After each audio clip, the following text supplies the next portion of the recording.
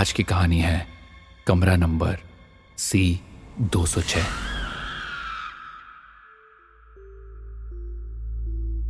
दोस्तों, ये कहानी मुझे मेरे एक लिसनर नितिन ने भेजी है, जो मुंबई में रहते हैं, और ये उनकी सच्ची घटना पर आधारित कहानी है। कई चीज़ें इसमें हमने वही रखी हैं जो नितिन के साथ घटी थी, लेकिन बस नाम हमने चेंज कर दिया है, जैसे होटल का नाम। तो आइए सुनते हैं एक सत्य घटना पर आधारित कहानी, कमरा नंबर C-206। गोवा के खूबसूरत तटों पर कैलंगुट बीच के पास है होटल लोटस। दूर से देखने में तो ये किसी स्वर्ग से कम नहीं लगता था, लेकिन इसका कमरा नंबर C-206 अपनी भयानक दास्तान छुपाए हुए था। इस कमरे में रहने के दौरान हमारे साथ जो कुछ हुआ वो आज भी रोंगटे खड़े कर देता है। 9 नवंबर, गोवा की रंगीन गलियों में खोए हुए ये हमारे हनीमून का पहला दिन था। हवा में मीठे नारियल पानी की खुशबू थी और चारों तरफ हरे भरे पेड़ और बीच पर आती नीली समंदर की लहरें। सब कुछ एकदम परफेक्ट लग रहा था, मगर ये खुशियां ज्यादा देर तक नहीं टिक पाई। अचानक 10 नवंबर की सुबह 3 बजे के करीब एक चीख ने मुझे जगा दिया। मेरी पत्नी बाथरूम से बाहर निकली। चेहरा सफेद पड़ा हुआ था और बदन पसीने से तर। उसने बताया कि वो बाथरूम में फिसलने ही वाली थी कि किसी ने अचानक से उसकी कलाई पकड़ ली, जैसे किसी अदृश्य हाथ ने उसे बचा लिया हो। उस सुबह घूमने निकलने से पहले उसने पूछा था कि क्या मैंने बाथरूम में अपने मोजे रखे थे, क्योंकि उसे बहुत बदबू आ रही थी। मैंने कहा नहीं, मैंने मोजे तो कमरे में जूतों के पास ही रखे। और मैंने महसूस किया कि मुझे भी एक अजीब सी गंध आई थी। तब हम दोनों को लगा कि शायद कोई ड्रेनेज का काम चल रहा होगा। लेकिन फिर यह सिलसिला शुरू हुआ। उसे लगने लगा कि कोई उसका हाथ पकड़ रहा है, खासकर कमरे के अंदर।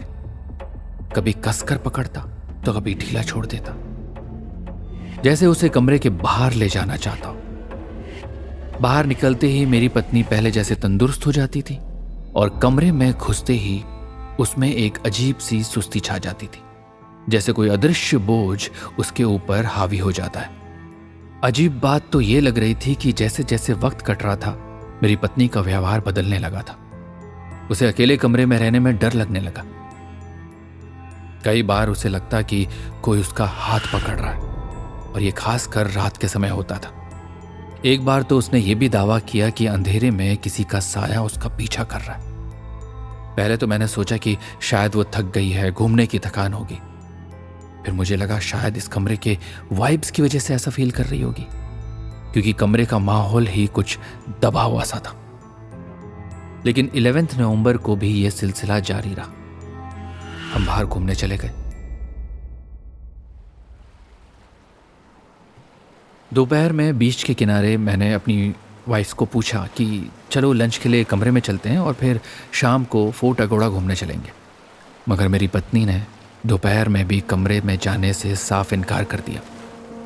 धीरे धीरे मुझे समझ में आने लगा कि हम होटल के कमरे से बाहर होते थे तो उसकी तबीयत ठीक रहती थी, और जैसे ही कमरे में घुसते थे वो परेशान होने लगती।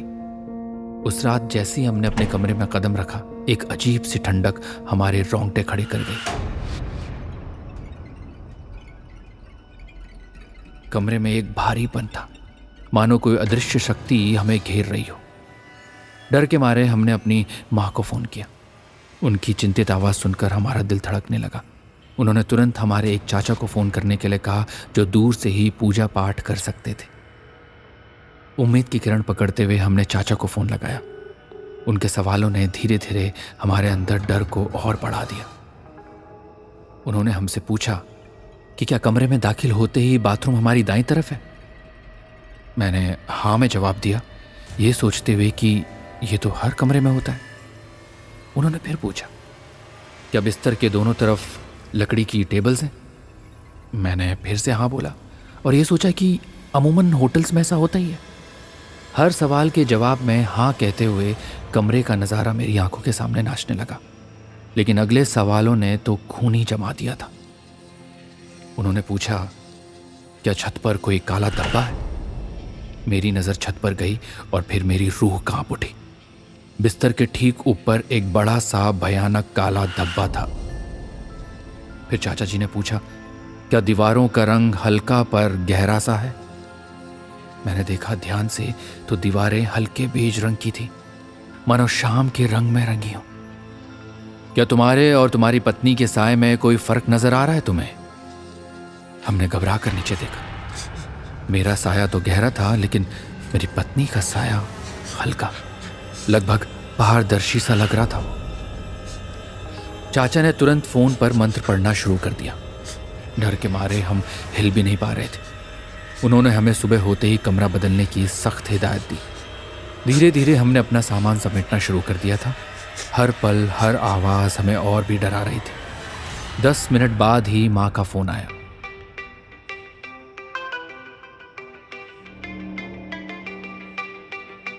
उनकी आवाज में अजीब सी कंपन थी, घबराहट थी। उन्होंने तुरंत हमें कमरा बदलने को कहा। बेटा बेटा देर मत करना, अभी इसी वक्त वो कमरा खाली कर दो, वहां कोई है। उनके शब्दों ने हमारे पैरों तले जमीन खिसका दी और बिना देरी किए हमने उस भयानक कमरे को तुरंत छोड़ दिया। हम घबराकर रिसेप्शन की ओर दौड़े, पर रात के मैनेजर ने कमरा ना होने का बहाना बनाकर टाल दिया। जिस ऐप से हमने बुकिंग की थी उन्होंने भी हमारी कोई मदद नहीं की और मजबूरन हमें रात लॉबी में गुजारनी पड़ी। लॉबी की खामोशी, हवा में गूंजती अजीब सी आवाजें और हर कोने से आती नजरें हमें और भी डरा रही थी। मेरी पत्नी का हाथ मेरे हाथों में ठंडा पड़ा हुआ था और उसका चेहरा डर से पीला। अगली सुबह 12 नवंबर को हम होटल मैनेजर के पास फिर से गए। बहुत रिक्वेस्ट के बाद उसने बताया कि आज शाम 7 बजे एक कमरा खाली होगा। उसकी सफाई के बाद 8 बजे तक वो कमरा हमें मिल जाएगा। हम सुबह से शाम तक बीच पर बैठे रहे। हमारी कमरे में जाने की हिम्मत तक नहीं हुई। 8 बजे के करीब हमें होटल से फोन आया कि दूसरा कमरा खाली हो चुका है और वहां की सफाई हो चुकी है, हम शिफ्ट कर सकते हैं। हम अपने पुराने कमरे में सामान लेने गए। कमरे में घुसते ही एक अजीब सी गंध ने हमारे नाक को छुआ, मानो हवा में धूप और मिट्टी की खुशबू के साथ कुछ बासी और कुछ सड़ी हुई गंध भी मिल गई हो। सामान ले जाने के लिए होटल का स्टाफ आया, जो पिछले 3 सालों से वहां काम कर रहा था। डर के मारे मेरी पत्नी ने आखिर पूछ ही लिया, भैया क्या इस कमरे में पहले भी किसी ने ऐसा कुछ फील किया है? वो स्टाफ पहले तो टालता रहा, पर फिर उसने बताया कि 2 महीने पहले 10-12 दोस्त वहां आए थे और उनमें से 2 लड़कियां C206 के नीचे वाले कमरे में रुकी थी और उन्हें भी ऐसा ही कुछ महसूस हो रहा था और उन्होंने भी अपना कमरा बदलवा लिया था। यह सुनकर हमारा डर और भी बढ़ गया और अचानक वहां बिजली चली जाती है। पूरे वातावरण में अंधेरा छा गया। उस अंधेरे में हम सिर्फ एक दूसरे की सांसें सुन पा रहे थे। मेरी पत्नी मेरे पास सिमट कर रोने लगी। डर के मारे मैंने उसे गले लगा लिया और कहा, देखो देखो चिंता मत करो, मैं हूं ना, मैं हूं तुम्हारे साथ। किसी तरह हम तीनों फोन की टॉर्च के सहारे नए कमरे में पहुंचे। रात भर हमारी नींद उड़ी रही। हर आहट, हर सरसराहट हमें और डरा रही थी।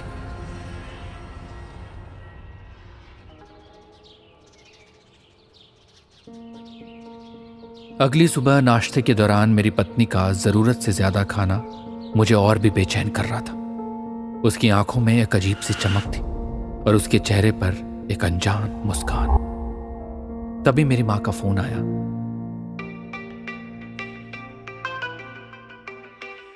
और उन्होंने हमें वापस मुंबई आने को कहा। पहले तो हमने मना कर दिया, पर माँ के बार बार कहने पर हमें आखिरकार गोवा छोड़ना ही पड़ा। जैसे ही हमने गोवा छोड़ने का फैसला लिया, मेरी पत्नी का अजीब व्यवहार थोड़ा कम हुआ, मानो वो किसी बंधन से मुक्त हो गई हो। लेकिन मेरी तबीयत अचानक बिगड़ने लगी। कमजोरी, बुखार, बोलने में परेशानी और पैरों में तेज दर्द होने लगा। ऐसा लग रहा था जैसे कोई मेरे पैर पकड़कर मुझे रोकना चाह रहा हो। हमने जैसे तैसे करके सारा सामान पैक किया, होटल लॉबी में पहुंचे, मैनेजर से बात की और उससे हमने अपना सारा एक्सपीरियंस सच सच बता दिया। उसने सब ध्यान से सुना और फिर वो बोला, देखिए सर, होटल पॉलिसीज है, अब बचे हुए दिनों के पैसे तो हम रिफंड नहीं कर सकते। और मैंने उससे कहा कि देखिए, मैंने आपको जो कुछ भी बताया है मैं रिफंड के लिए नहीं बताया है। मेरी पत्नी की हेल्थ पैसों से ज़्यादा ज़रूरी है। और मैंने उससे रिक्वेस्ट की कि प्लीज़ उस कमरे की जांच ज़रूर करवाएं। वहाँ बहुत नेगेटिव एनर्जी है, एक अजीब सी घुटन होती है उस कमरे में। मैनेजर ने कहा कि आप बिल्कुल बेफिक्र रहिए, मैं मैनेजमेंट से वहाँ पूजा पाठ करवाने के लिए कहूँगा। एक्चुअली ये सारे रिचुअल्स पूरे होने तक रिजॉर्ट के उस हिस्से में हम किसी भी नए शादीशुदा जोड़े या बच्चे को नहीं ठहरवाएंगे। मैनेजर की इन बातों ने मुझे थोड़ी संतुष्टि दी और उससे बात करने के बाद मुझे ऐसा लग रहा था मानो मैं पहाड़ों की चढ़ाई उतर कर आया हूं। अचानक इतना थका हुआ फील कर रहा था कि पूछो मत। फिर भी मैंने हिम्मत जुटाई और वहां से निकलने में कामयाब रहा। वो जो भी नेगेटिव एनर्जी थी मानो हमें उस जगह से जाने से रोकने की कोशिश कर रही थी। जैसे ही हम गेट से बाहर निकले, एक अजीब सी राहत मिली, मानो किसी पिंजरे से निकल गए हों। रास्ते में चारों तरफ पहाड़ों की खामोशी थी, लेकिन ये खामोशी सुकून देने वाली बिल्कुल भी नहीं थी। विदा लेते समय मैनेजर ने धीमे स्वर में कुछ ऐसा कहा था जिसने खून जमा दिया था मेरा। मैनेजर ने कहा, सर वैसे आप वाकई भाग्यशाली हैं। आपसे पहले जो कपल रुका था वो रात को अचानक अपना सामान छोड़कर गायब हो गया था। हमने जब उनसे कनेक्ट किया तो वो अपने शहर पहुंच चुके थे और उन्होंने अपने सामान को फेंकने के लिए कह दिया था। कुछ भी बताने से इनकार कर दिया था उन्होंने। मैनेजर की ये बात सुनकर तो जैसे मेरे मुंह का पानी सूख गया। हमने जो महसूस किया था वो सिर्फ थकान या डर नहीं था, वो एक अदृश्य बुरी ताकत थी, कुछ ऐसा जिसका सामना करना किसी भी इंसान के लिए नामुमकिन था और वहां रुकना हमारे लिए जानलेवा साबित हो सकता था। आप सोचिए, रात भर उन खामोश चीखों को सहते हुए उस कमरे में अकेले रहना। कभी सोचा भी नहीं था कि हनीमून मनाने निकले थे और मौत के मुंह से वापस आएंगे। मैं रास्ते भर गाड़ी चलाते हुए भी अपनी पत्नी का हाथ थामे हुए था और उसके हाथ कांप रहे थे। उस कमरे में जो कुछ भी हुआ था उसके बारे में बात करने की हिम्मत नहीं थी, न उसमें न मुझ में। हम दोनों खामोश थे। उस पहाड़ी रास्ते में सिर्फ गाड़ी की गुरगुराहट गूंज रही थी। गोवा से निकलते ही जैसे हम महाराष्ट्र की सीमा में दाखिल हुए, मेरी पत्नी को तो अच्छा फील होने लगा, लेकिन मेरे पैरों में बहुत तेज दर्द उठने लगा। ये दर्द इतना तेज था कि गाड़ी चलाना भी मुश्किल हो गया था। हम पुणे के लिए अंबोली घाट से जा रहे थे। घने जंगल के बीच अचानक एक छोटी सी दुकान दिखी, मानो जंगल ने हमें कुछ देर राहत देने के लिए रास्ता खोल दिया। हम वहां चिप्स लेने के लिए रुके।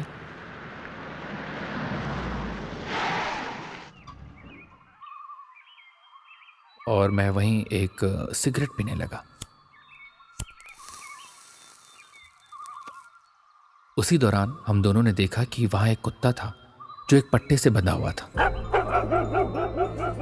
लेकिन वो कोई आम कुत्ते की तरह नहीं भौंक रहा था। उसकी भौंक एक खौफनाक चीख की तरह थी, जो मानो सीधे हमारी रूह को चीर रही हो। मेरी पत्नी ने बड़ी सहमी हुई आवाज में मुझसे पूछा, आते जाते तुम कभी इस कुत्ते से मिले हो क्या? उसकी बातों में भी एक अजीब सी दहशत थी। मुझे लगा कि कुछ तो गड़बड़ है। वो दुकान जंगल के बीचों बीच एकदम ऐसे सुनसान इलाके में कैसे हो सकती? और वो कुत्ता, उसकी भौंक में एक अनजान हिदायत सी छिपी हुई थी, मानो वो हमें जल्दी निकलने की चेतावनी दे रहा। हमने बिना देरी किए वहां से निकलने का फैसला लिया। पुणे वापस जाते समय हमने चाचा को फ़ोन किया और बताया कि हम गोवा से निकल चुके हैं और उनके यहाँ आ रहे हैं। उन्होंने हमारे लिए प्रार्थना की और कहा कि गाड़ी संभल कर चलाना और कहीं रुकना मत। मैंने उनसे पूछा कि क्या उन्हें कुछ कमरे में दिखाई दिया या महसूस हुआ था क्या, जिसकी वजह से हमें कमरा बदलने को कहा और दूसरे दिन माँ ने तुरंत फ़ोन करके गोवा छोड़ने को कहा। उनकी आवाज़ फ़ोन पर थरथरा रही थी। उन्होंने जवाब दिया, बेटा घर आ जाओ, बाद में डिटेल में बात करेंगे और अभी गाड़ी चलाओ, जो हुआ उसे भूल जाओ, ओके। उनकी घबराहट इतनी साफ थी कि मुझे कुछ ठीक नहीं लग रहा था। जब हम अपने चचेरे भाई के फ्लैट पर पहुंचे तो चाचा ने सबसे पहले गाड़ी से उतरकर प्रार्थना करने के लिए कहा। उन्होंने जोर देकर कहा कि यह जरूर करना। हमने उनकी बात मानी और प्रार्थना करने के बाद अपने चचेरे भाई के फ्लैट पर चले गए। मेरी टांग में अभी भी दर्द था। फिर मैंने एक गिलास पानी पिया, पानी से अच्छे से अपने पैर धोए और कुछ ही मिनटों में मेरा दर्द गायब हो गया। मैं बिल्कुल फ्रेश फील करने लग गया, मानो अभी सोकर जागा हूं, और 12-13 घंटे की ड्राइव की थकान बिल्कुल चली गई थी।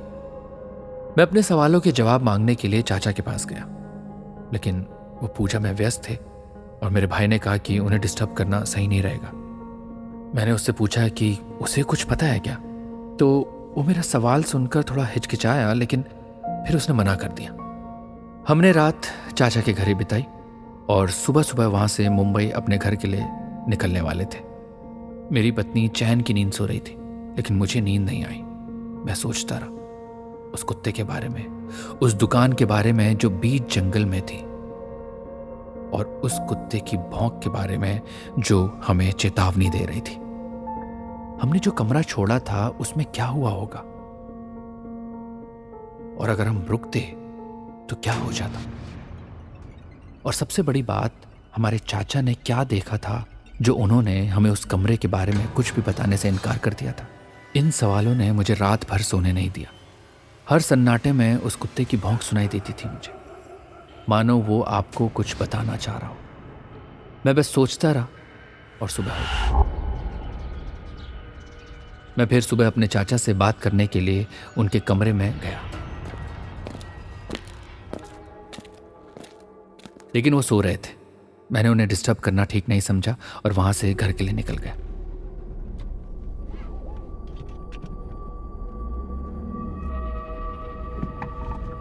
पुणे से निकलने के बाद गाड़ी मानो खुद को तेजी से दौड़ा रही थी। 2 घंटे में हम पुणे से मुंबई पहुंच गए। घर आते ही मां खुशी से झूम उठी। उनके गले लगकर मेरी भी घबराहट थोड़ा कम हुई। घर आकर भी कहीं ना कहीं मन थोड़ा स्थिर नहीं था, तो मैंने अपने चाचा को फोन लगाया और उन्हें बताया कि हम घर पहुंच गए हैं और अब सब कुछ ठीक है। हिम्मत करके मैंने चाचा से फिर पूछा, चाचा जी अब बताइए ना कि आपने उस होटल रूम में क्या महसूस किया था। चाचा ने उधर से कांपती हुई आवाज में बोला, बेटा मैंने देखा जब तुम मुझसे बात कर रहे थे तब एक आदमी तुम्हारी पत्नी के बिस्तर के पास बैठा हुआ था। वो घूर रहा था एक अजीब सी मुस्कुराहट के साथ और खून से लथपथ था। मेरी पत्नी जो मेरे बगल में खड़ी थी उसकी सांसें अटक गई। चाचा की आवाज और भी धीमी हो गई, और बेटा वहां एक औरत और थी सफेद लिबास में। वो तुम्हें पकड़ने आई थी। सुबह सूरज निकलने से पहले वो तुम्हें कमरे से बाहर नहीं जाने देना चाहती थी। उसके ठंडे स्पर्श को तुमने महसूस भी किया था। शायद तभी तुम बेचैनी से तड़प रहे थे। कुछ देर तो सन्नाटा रहा, लेकिन फिर चाचा ने आगे बताया, तुम लोगों के निकलने के बाद भी वो तुम्हारा पीछा करते रहे काफी दूर तक, लेकिन अचानक वो रुक गए, मानो कोई अदृश्य सीमा उन्हें पार करने से रोक रही।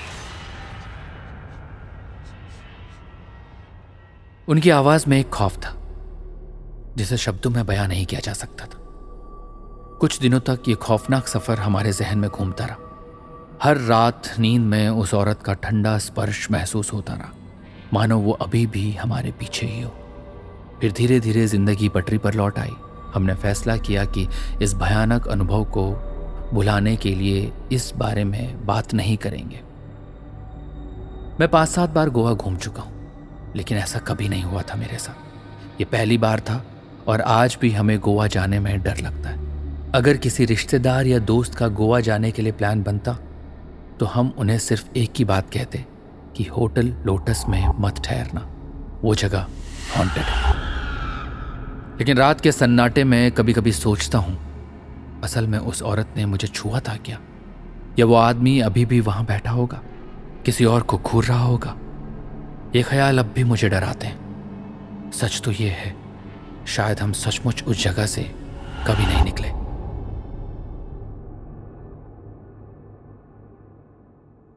दोस्तों, ये कहानी जैसे कि मैंने आपको बताया हमें भेजी है मुंबई से नितिन ने। Nitin, thank you so much अपना एक्सपीरियंस शेयर करने के लिए। और दोस्तों, ये नितिन की रियल स्टोरी है जिसको हमने थोड़ा सा ड्रामेटाइज किया है, लेकिन मोरलेस ये पूरी घटना नितिन के साथ घटी है 80 to 90%। और अगर आपके पास भी ऐसी कोई किस्से हैं जो आप मुझसे शेयर करना चाहते हैं और आप चाहते हैं कि मैं उसको हॉरर नाइट्स विद अमित ढियोंडी में कहूँ अपनी आवाज़ में, तो मैं बिल्कुल बोलूँगा। और मैं थोड़ा एक बात करना चाहता हूँ, जो ऐसे हॉन्टेड एक्सपीरियंसेस होते हैं, सुपर नेचुरल एक्सपीरियंसेस होते हैं बियॉन्ड हमारे इंटेलेक्ट के, जो हम समझ नहीं पाते हैं, जो लॉजिकल माइंड समझ नहीं पाता है, कुछ मिस्टिसिज्म हो जाता है हमारे साथ, तो हमें इसको इग्नोर नहीं करना चाहिए। कहीं ना कहीं कुछ ऐसी अदृश्य शक्तियाँ हैं हमारे आसपास जो आपकी एनर्जी के साथ कभी मैच करती है, कभी नहीं करती है, तो हमें उसे रिस्पेक्ट करनी चाहिए। क्योंकि वो जो एनर्जीज होती हैं उनके इमोशंस नहीं होते हैं, वो बेसिकली डिसएम्बॉडीड बीइंग होते हैं, जिनकी बॉडी नहीं है लेकिन वो बीइंग है, उनका अस्तित्व है। हम उन्हें समझ नहीं पाते हैं और कभी कभी वो आपको नुकसान पहुंचाती हैं क्योंकि उनकी कुछ अलग चाहतें होती हैं। हो सकता है वो नुकसान ना पहुंचाना चाहती हो, लेकिन वो हमारे पास ऐसा आता है कि वो हमें नुकसान ही पहुंचाएगी। तो इसीलिए मैं तो भगवान को मानता हूँ, अपने इष्ट को जिनकी मैं पूजा करता हूँ, अपने गुरुओं को मानते हैं। तो मैं ये कहना चाहता हूँ कि ऐसी चीज़ें होती हैं और हमें अपने जिनको मानते हैं उनका हमारे पास आशीर्वाद रहता है, तो इन चीज़ों से बचा जा सकता है। लेकिन हमें उन जो वो बीइंग हैं उनकी भी हम रिस्पेक्ट करें और जितना जल्दी हो सके उनसे दूर चले जाएं, जो नितिन ने किया और उनको जैसा गाइड किया गया। तो बस यही कहना चाहता था मैं। दोस्तों, आपके पास भी कुछ एक्सपीरियंसेस होंगे ऐसे तो शेयर कीजिए और हम ये सिलसिला ऐसे ही आगे रखेंगे। एक बार फिर से thank you so much Nitin, अपनी स्टोरी शेयर करने के लिए।